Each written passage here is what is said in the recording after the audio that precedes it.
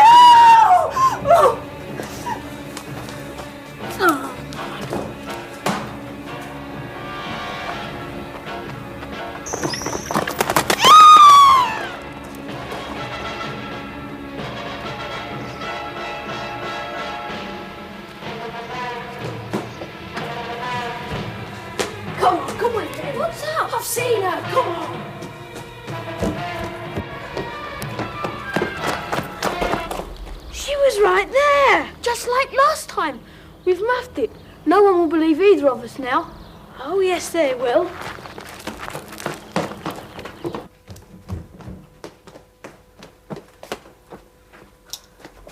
What are you doing? Must be here somewhere.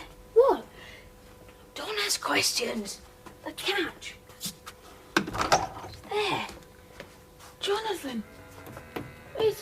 It's the secret passage. Secret passage? I saw her close it just before she screamed. Oh, come on. Do we have to? We don't have to do anything. You all right? Come on. Jonathan, William!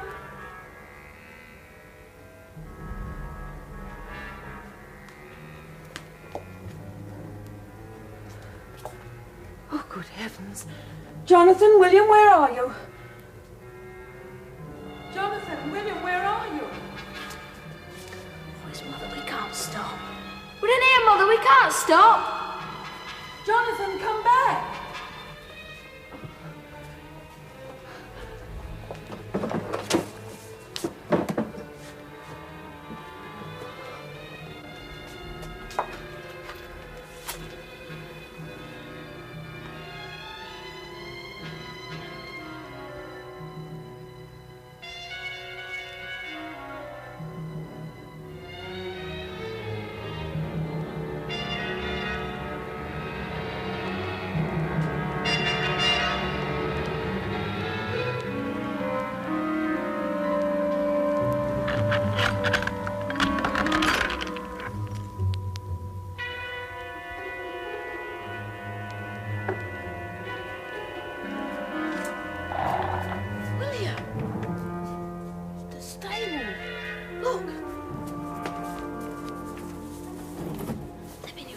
Beauty.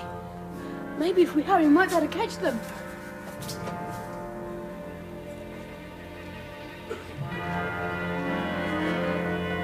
Mother! Oh, Jonathan, William. It all happened again tonight, Mother. I saw it all. The bees in this horse, Grange Beauty, look. Oh, yes, you're right. You're right, lady. Oh, Benjamin, Jonathan saw the whole thing this time. I heard her, my lady. I heard the horse. I didn't see anything, though. I heard a scream. There's no one on the drive. I looked. They've probably both got away by now. Well, I saw Mother. William and I were crouched down in the library. And what were you doing in the library at this time of night? Well, nobody believed us, so we wanted to prove ourselves right. I saw Mother when she came out the secret passage. What secret passage? Over here. Well, this one, look. After all these years, the boys have found it. At least in the library. Does it? Yes. She was as far from me as you are from me now. Did you recognise her? No. Would you recognise her again if you saw her? Yes. And this was the horse I used, Benjamin. It was Grange Beauty. Come along, boys. I'm going to get you some hot milk and then off to bed. I'll lock up here, my lady. Thank you, Benjamin. Night, Benjamin. Good night, lads.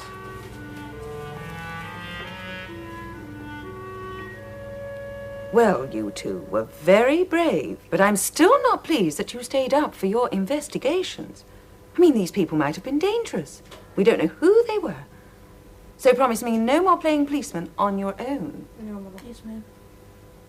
Mother, there's something I've forgotten. What? The book. I saw her put it back.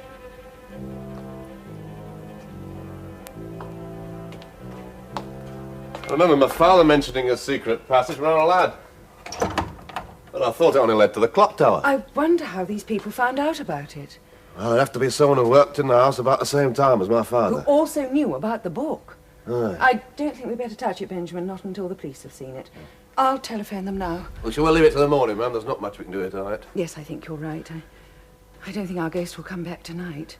I'm beginning to think more and more there's some connection between Stogo Lodge and this ghost business. It does seem a strange coincidence.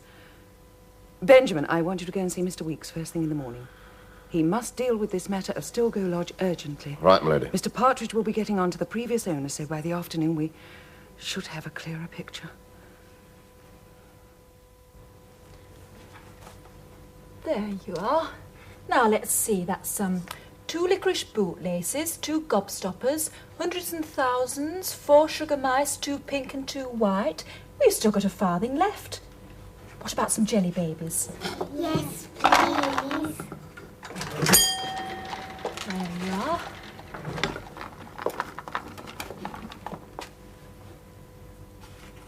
There. Thank you. Good morning, Mr. Partridge. Good morning, ladies. There we are. Good morning, Mr. Partridge. Good morning, Mary. I'd like to send a telegram to London, please. Right. There you are. Thank you. I want to find out if the Stilgo trustees know anything about the Annerley Coal Company digging under the place. Yes. Benjamin did say he thought it strange they hadn't mentioned anything about it if it were so. Well, I believe they would. However, big business firms are not always so honest these days, so it's wise to take precautions. It's getting so it's hard to trust anyone these days. Not like it was.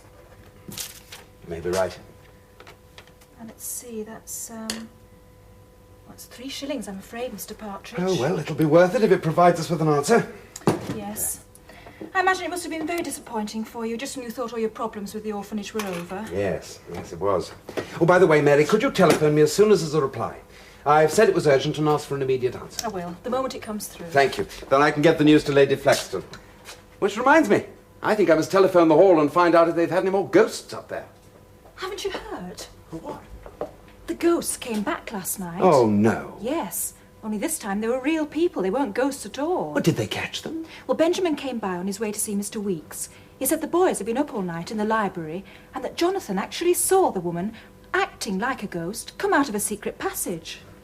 Now, Sergeant Cornfield really must do something about it now. Yes. And that book that was missing. The woman put it back. This one. Yes, Tales of Yorkshire. And this is the book you reported missing. Yes, that's right.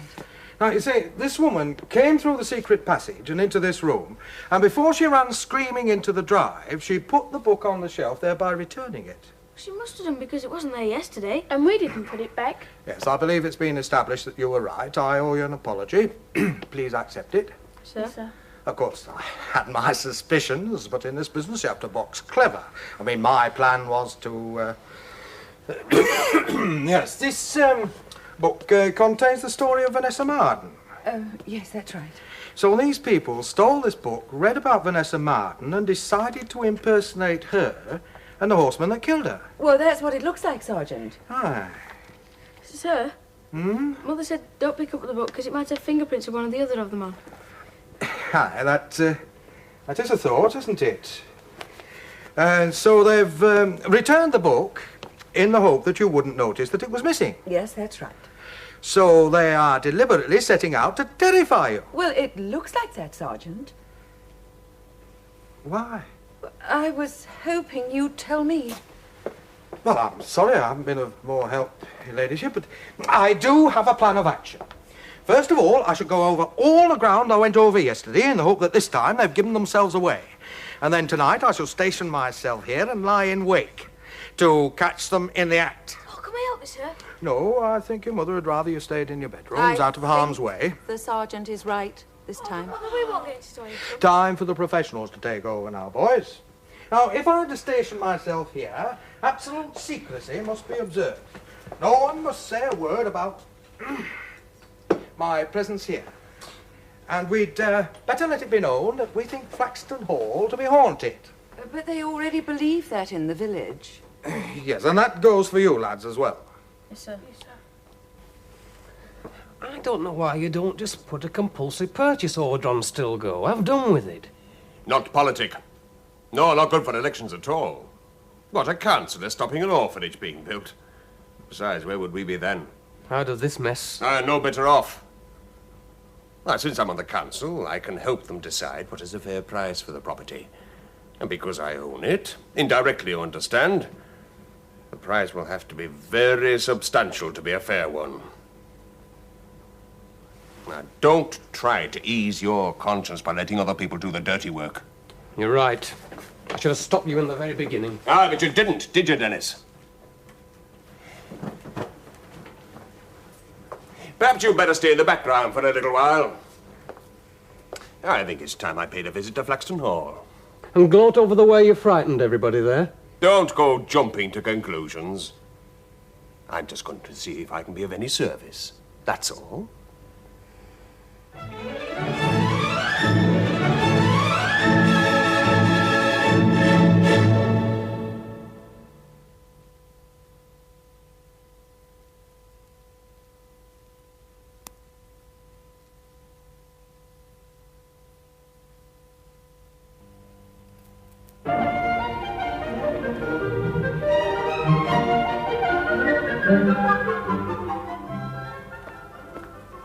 Good morning, Mr. Jackson. Lady Flaxton. Well, I've just been admiring your car. Splendid model. Wouldn't mind having one like that for myself. Just my cup of tea. Yes, it's a very good car. Won't you sit down? Thank you. Oh, well, I've been meaning to call on you for some time, ever since I heard about your bad luck over Stilgo Lodge. Oh, and what did you hear, Mr. Jackson? Well, about the poor foundations caused by the workings of my pit. My surveyor, Mr. Wilkinson, told me. I thought it was a surveyor's duty to treat his clients with discretion. I'm rather surprised he told you. Ah, well, Lady Flaxton, yes, you've got a point there. But he is surveyor for the company as well. It meant that he had to come to me for details of the extent of the workings. Oh, I see.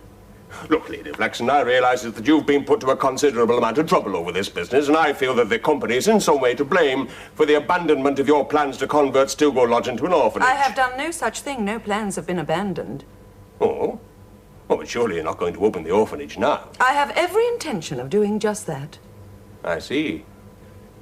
Well, I was merely going to suggest that as the coal company is responsible for your predicament, then the coal company should offer to take Stilgo Lodge off your hands. I believe you're purchasing on behalf of the Reverend Dobson Partridge. Yes, I am. I also intend to get a second opinion on those foundations. Oh, but surely you're not... Oh, will you excuse me for a moment, please?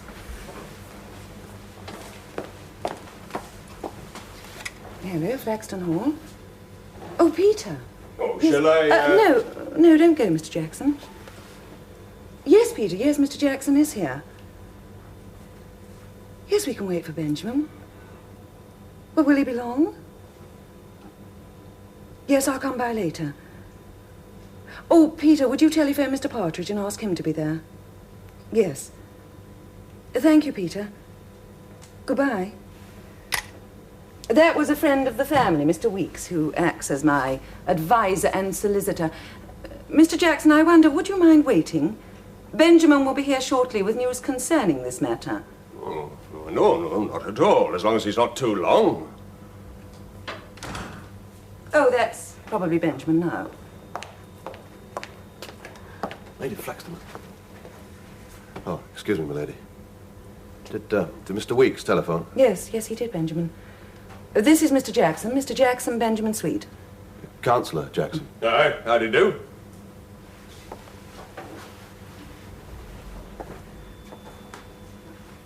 Well, Benjamin, what's our news?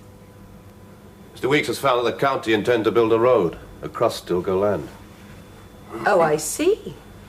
Does this have anything to do with your offer to take over Stilgo Lodge? Oh, I had no idea. Oh, what utter nonsense.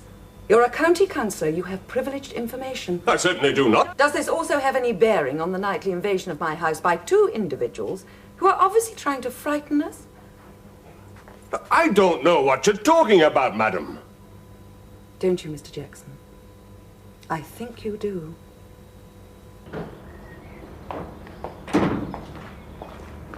But Mother, Sergeant Cornfield told you not to tell anybody about the house being haunted. And now Mr. Jackson knows. Do you think it may be conspiracy? Yes, I know. I mean, I could have bitten my tongue out when I realised what I'd done.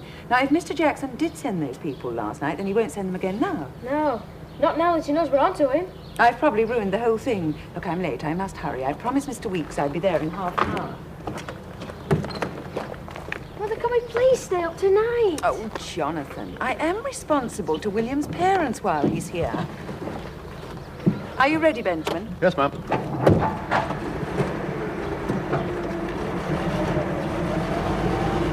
Bye.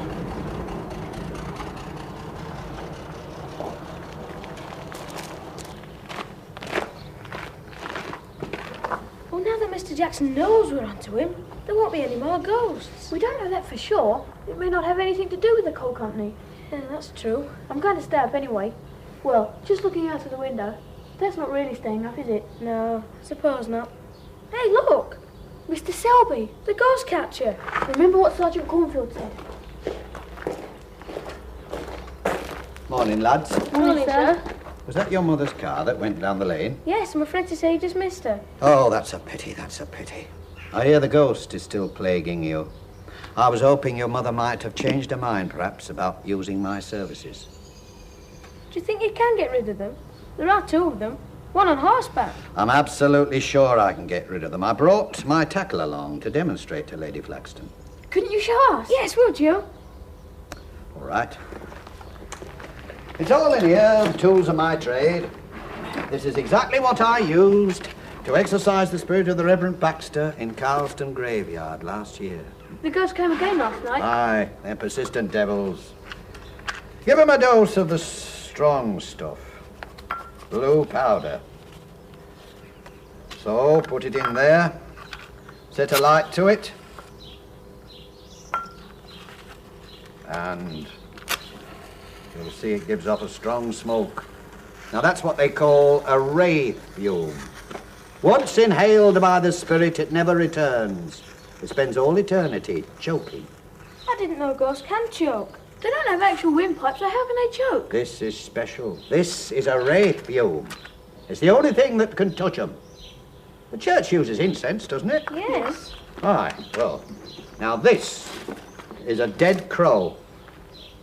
It's been dead a very long time. This will be good for the horse. Horses have got a particular dislike for crows. What does it do? It flies, it swoops, it pecks. It really flies? How does it do that? It might seem dead to us, but to an evil spirit, it lives. It frightens them stiff, especially the horses. Well, I mustn't show you any more. There's my card. Will you give that to your mother, Master Jonathan? I'll be back later. I don't think it'll do any good. Oh, and why's that? Well, Mother doesn't really believe in ghosts. And how does she explain the visitations you had here at the hall, eh? I don't know. I do advise you to persuade your mother to take action against these evil spectres. They're troublesome things. Once they settle in a place, they never go away until they're driven out. I've never failed to banish one yet.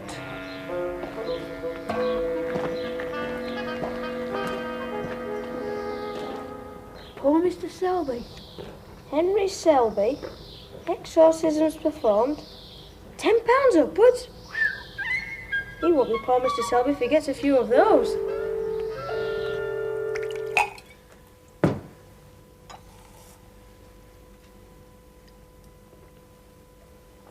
Oh, that's better. I told you they'd find out. Stop whimpering. Let me think. We're beat. Why don't you admit it? Not yet. I had to bring a little bit more pressure to bear. What are you planning now?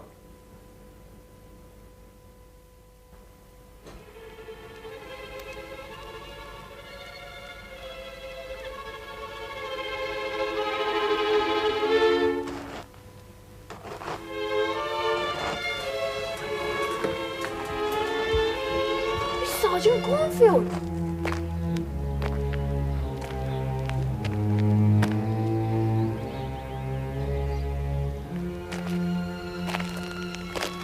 Whoever comes will hear his feet on the gravel a mile off. Where's he gone? Towards the stables. He's got men there to catch the man who takes Grange Beauty out of the stall. Do you think anybody will come? I don't know. I'd like to know how they found out about the secret passage. Mr. Motley, I mean, must have known about it all the time. All those times he disappeared when we were looking for him. Do you think he told these people? Probably still trying to get revenge back. Did you see something move? No. Over there by the big oak tree, I saw something move. He looks like them, William. Walking towards the house.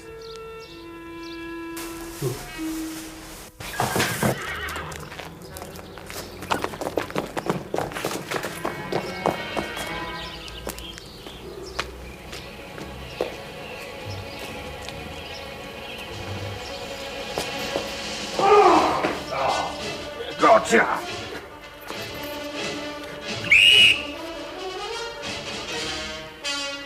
They're running away. Sergeant Cornfield! They're running away!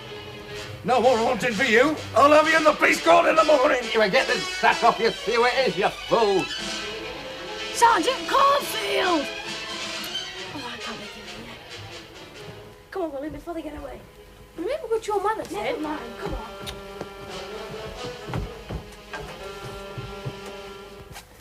It's you. It's me. Why didn't you tell me? I could have the blinking sack over my head. What you doing here? Well, I was looking for you. Who asked you to? Well, you might show some gratitude. Sergeant Cornfield! Sergeant Cornfield! Sergeant Cornfield! Yes, my lady. The boys aren't in their room. I can't find them anywhere. Right.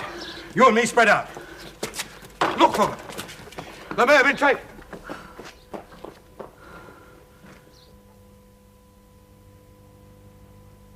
Somewhere in the night, the boys are following the trail which they hope will solve the mystery.